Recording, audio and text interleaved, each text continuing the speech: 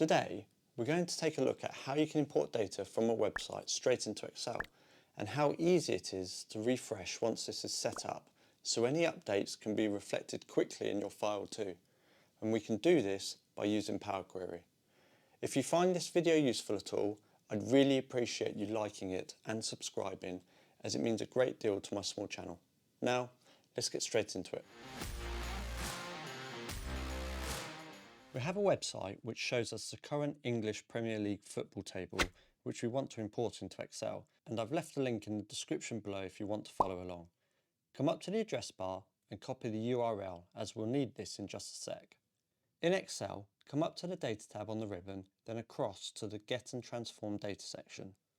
Within here, you should see the From Web option, but if you don't, you can get to it from the Get Data button, from Other Sources, and then from Web. This will open a new window and we'll paste the URL we copied earlier into this box and press OK. This will now open the navigator window, and over on the left it will display any tables it has picked up from the web page. You can take a peek to see what's included in them and to ensure you select the correct one by single clicking on each table and checking the content on the right side viewing pane. Next, we can either load straight into Excel, but I would always advise you click the Transform Data button, which will take you to the Power Query editor window. This gives you a much better view of your data and allows you to make any transformations to it if you require. We will rename the first column to Position and scan through the rest of the columns. The last column on the website is a graphic, so we'll delete this column from our query. To do that, click on the column and press Delete. We can now load this into our spreadsheet. Select Close and Load and Close and Load To.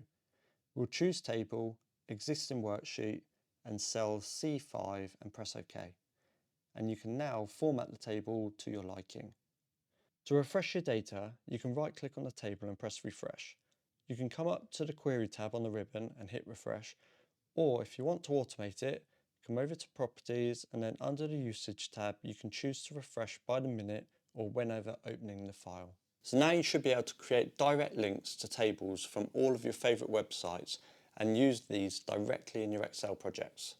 Thanks for watching. I hope you found this video useful, and if you did, again, I'd really appreciate you liking and subscribing. See you next time.